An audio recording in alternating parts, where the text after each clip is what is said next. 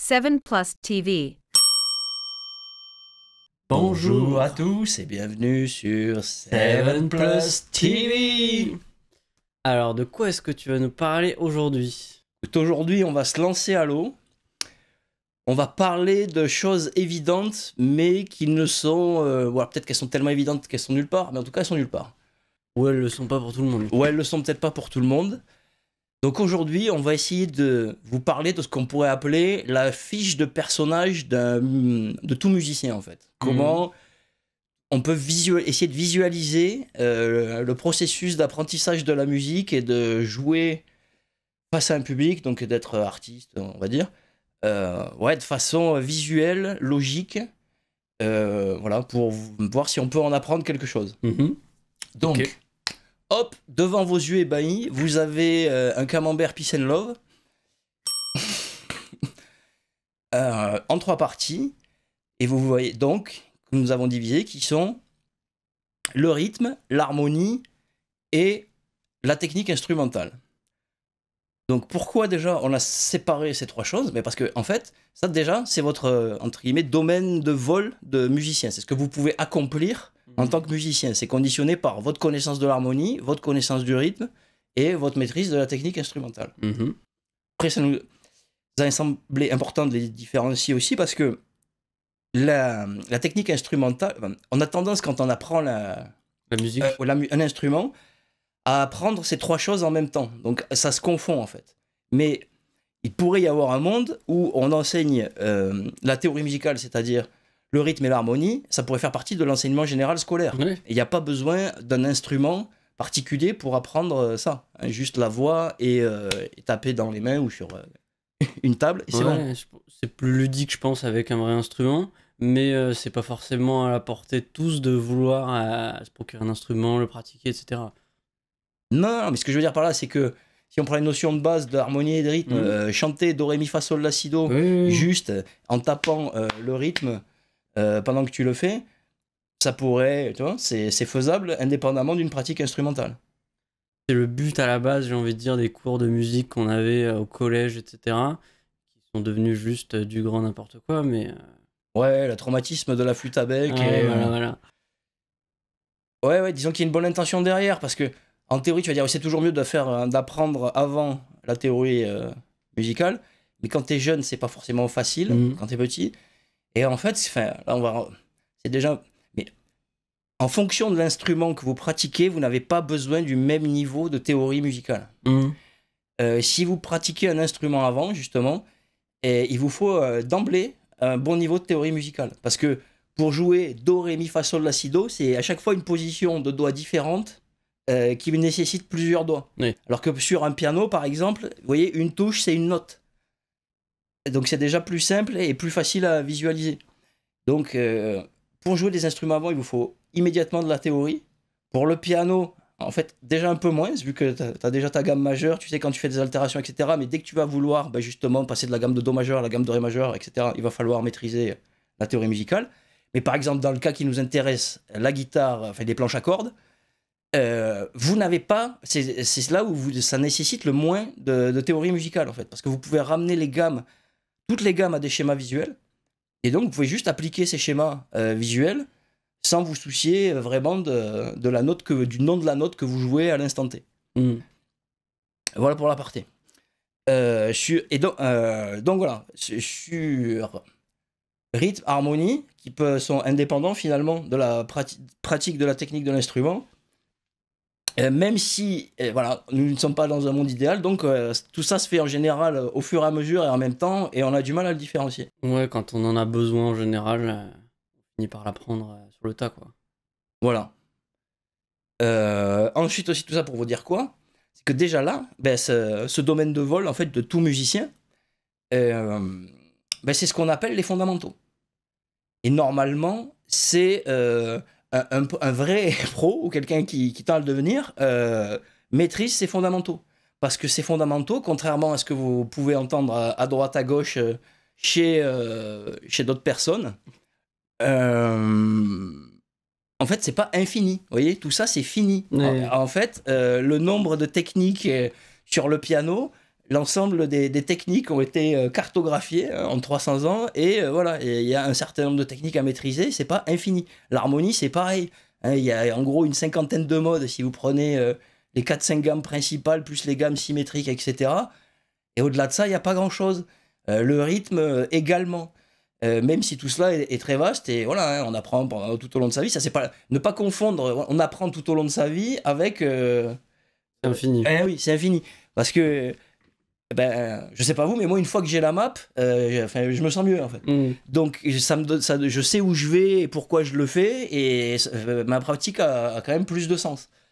Donc, déjà, ça, on s'est dit que ça pouvait, même si ça a l'air tout con, on l'entend nulle part, et ça pouvait peut-être vous intéresser. Ensuite, deuxième schéma. Maintenant, vous voyez que notre petit camembert a rétréci et qu'il est dans un cercle que nous appellerons votre répertoire, ou le répertoire du musicien. Donc ce répertoire se compose généralement de plans, de partitions, de ce que vous voulez, qui ne sont pas de vous en fait, hein, parce que vous apprenez via la musique des autres, et il y en a une part, au fur et à mesure du temps peut-être, qui sont vos plans à vous. Et donc en gros, dans cette zone-là, vous avez les plans des autres et vos plans. Et en fait, il faut comprendre que, quel que soit, même si la qualité de vos fondamentaux conditionne la qualité de ce que vous jouez, c'est par cette zone extérieure que vous êtes perçu par votre audience. C'est pas sur... Les fondamentaux, c'est ce qui conditionne la qualité de ce que vous jouez, mais en fait, ce qui conditionne comment on vous perçoit et éventuellement comment on va vous payer, en fait, c'est pas du tout vraiment directement les fondamentaux, c'est votre répertoire. Il n'y a que les musiciens qui verront les fondamentaux, je pense, à travers cette couche extérieure. Oui. Et on pourrait même rajouter qu'après, il y a l'environnement qui vous perçoit. Parce que si vous êtes dans un environnement élitiste ou chez les dégénérés, en fait, c'est pas pareil. Et... ou dans un environnement normal, on vous le souhaite, hein. Mais vous voyez, c'est un moment, si vous êtes à contre-temps ou à contre-tendance, aussi qualitatif soit votre produit, peut-être que vous vous tirez une balle dans le pied ou juste vous n'êtes pas au bon endroit au bon moment pour que ça clique en fait. Et oui, ça nous a aussi semblé intéressant de vous montrer ça, peut-être parce que ça peut non seulement vous aider, vous, à vous évaluer par rapport où vous en êtes, etc. Mais aussi pour quand vous voyez quelqu'un d'autre jouer, en fait, passez-le à ce filtre-là, peut-être ça vous aidera à y voir plus clair. Parce que dans les polémiques inutiles, qu'on entend souvent de type le jeune vilain Shredder qui a pas de feeling, en fait, c'est souvent un guitariste qui a pas encore de répertoire. C'est quelqu'un qui est à fond dans les fondamentaux, et donc et tu vois, il n'a pas compris, il n'est pas encore à l'étape où il a développé cette couche extérieure, ce vocabulaire où il va interagir avec autrui. Du coup, il est perçu comme le grand méchant Shredder qui n'a pas de feeling. Mais non, c'est pas exactement ça. C'est que il est en train de surbosser ses fondamentaux. Et en fait, ça lui fera jamais de mal. C'est ça qu'il faut comprendre aussi. Ouais, je pense qu'il a déjà fait plus de chemin que les gens de son âge en termes de nombre d'années d'instruments. Mais la plupart des gens ne vont pas aussi loin. La plupart des gens commencent à bosser la couche extérieure directement sans avoir forcément les fondamentaux. Et certains ne les bossent jamais en fait. Bah oui. Mais après, parce que oui, ça peut aussi peut-être vous aider à décoder la martingale de l'impro blues au hasard. Hein, parce que forcément, à force de... Tu comprends, le solfège c'est un peu violent et il faut que ça le fasse tout de suite, sinon le client va partir. Voilà, on essaye tout de suite de le faire jouer. Donc des trucs simples. Donc on prend quoi? La portion congrue de l'harmonie, à savoir la gamme dont il ne faut pas prononcer le nom. La portion congrue du rythme, donc le contretemps ça va être le et. Et puis au point où on en est, je veux dire la technique, elle est déjà partie en fait. Et la technique c'est les bends. et voilà, et Zula Ganzu pour un super répertoire. Et après vous êtes là genre ça fait 30 ans que je praque, toujours nul, etc. Bref. Ouais, c'est du coup, qu'on entend souvent quand même. Du coup, voilà, pas grand chose d'autre à dire. Du coup, est-ce que tu préconiserais quand même de faire bosser le solfège à un jeune guitariste qui commence ou pas du tout? Mais de toute façon, on le fait toujours de façon plus ou moins instinctive. Déjà, quand tu commences à jouer au métronome, à savoir que tu joues, tu vois, une division par 1, 2, 3, 4, 5, 6, 7, 8, voilà, t'as déjà t'as ton niveau en rythmique. Ouais. En fait, il faut pas confondre. Il y a un truc qui terrorise beaucoup de gens, c'est la lecture à vue. Ça, on a traumatisé des générations entières avec la lecture à vue. La lecture à vue, tout le monde s'en fout. De la lecture, par contre, c'est important. C'est important de pouvoir prendre une partition de Bach ou de n'importe quoi par vous-même et de pouvoir lire les plans et les déchiffrer. C'est pas si compliqué que ça. Je veux dire, au moins la clé de sol. Et parce que juste, au moins, je sais pas, c'est vous qui faites des tablatures. Sinon, vous êtes obligé de bouffer les tablatures et si elles sont mal foutues, s'il y a une erreur, vous n'êtes même pas capable de le savoir. Et Ouais, je pense que la seule théorie musicale qu'a besoin un guitariste qui commence day one, vraiment, c'est il achète sa gratte, il veut commencer, c'est connaître, savoir qu'il y a 12 notes, comprendre que c'est divisé en demi-ton et ton, et Ouais. point barre. ouais, Après, le reste, ça viendra avec le temps. Quand on parle d'un accord, on t'explique un peu ce que c'est, et au fur et à mesure, ça vient en fait. ouais, ben comprendre. Parce que pareil, la musique occidentale, do, ré, mi, fa, sol, la, si, do, gamme majeure. Donc, la base, on va toujours vous montrer un piano en fait pour visualiser ça, un clavier. Donc, piano touche blanche, mais si vous prenez les touches blanches et les touches noires, il y en a 12 qui sont les 12 cases de votre guitare. Oui. Si vous comprenez ça, le reste sera très facile à comprendre en fait et viendra tout seul. Moi, je trouve que c'est personnel, hein, mais je trouve que c'est une erreur d'appliquer ce concept d'altération, tu vois, de dièse et de bémol à tous les instruments, parce que sur une guitare, ça fait pas sens en fait de séparer les notes dièse des autres, parce que c'est juste des notes. Tu vois, quand on commence la musique, on va te dire, ouais, alors il y a des notes dièse et des notes pas dièse, mais c'est quoi la différence? Bah, c'est la même chose. Et quoi? Pourquoi on les sépare alors? Ça n'a aucune forme d'importance pour toi, guitariste. Ça l'est pour un pianiste parce qu'il a besoin de touches noires, touches blanches pour se repérer. Pour toi, tu vois, c'est juste des notes différentes. Elles pourraient s'appeler n'importe comment. Elles pourraient s'appeler ABCD, elles pourraient s'appeler 1, 2, 3, 4. C'est des notes en fait. Ouais. Je vois ce que tu veux dire, mais ça va plus loin que ça parce qu'à la base, les dièses et les bémols, c'est pas la même chose, mais quand le tempérament, il a fallu. Oui. Et mais là même, tu vois, si tu parles d'un coup, tu parlais de mec Day One, et d'un coup, t'es plus du tout Day One. Non, mais je trouve que ça perd les gens quand on commence la musique Mais, de Quand on commence commencer à parler de bémol et de dièse. ok, si tu veux. Moi, j'allais plus te dire, de toute façon, si t'es guitariste Day One, mais justement, profite de l'avantage de la guitare. Ouais. On s'en fout de la théorie musicale. Voilà, c'est pas compliqué. Genre, il y a un instrument où tu peux, si tu vois, tu peux faire ça au fur et à mesure et selon tes besoins, c'est la guitare. Donc, Ouais, je suis parfaitement d'accord. voilà. Moi, ce serait plutôt ça mon conseil Day One. Et puis je te dis, c'est pour ça que, déjà que c'est ça, si tu comprends les 12 cases du piano, les 12 demi-tons du manche de la guitare, c'est bon. Tout le reste après, quand tu vas avoir le coup sur la gamme majeure va arriver, les modes, tu vas comprendre. Et voilà. Voilà. Hein.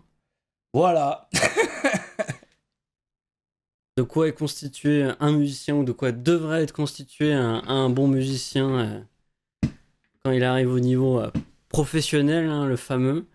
Oui, c'est-à-dire que le musicien professionnel, le vrai, par exemple tel qu'il existe dans des villes comme Nashville, évidemment que tous les fondamentaux c'est réglé depuis longtemps et évidemment que la couche extérieure, même énorme, elle suffit pas à lui assurer du boulot. Et puis c'est normalement parce que c'est ça, un pro il sait tout faire, il est à l'aise sur tout. Donc oui, tu peux avoir un niveau, comment dire, tu peux être en train d'exécuter des trucs entre guillemets faciles pour toi, mais ça change rien. Enfin, puis en plus parce que meilleur t'es, plus t'as de marge aussi, c'est ça qu'il faut voir. Donc oui, à part dans des contextes très particuliers, normalement c'est corrélé. Tu peux pas, et puis d'ailleurs normalement c'est valable pour tout. Dans le sport c'est pareil, tu peux pas arriver haut dans le sport professionnel si t'as pas les fondamentaux techniques du jeu que tu pratiques en fait. Que ce soit du basket, du foot, j'en sais rien, du volleyball. Du coup, normalement, pour devenir professionnel, il faut être bon à la guitare. J'ai la guitare ? Ouais. Oui. Mais pourquoi cette question ? Je sais pas. D'accord.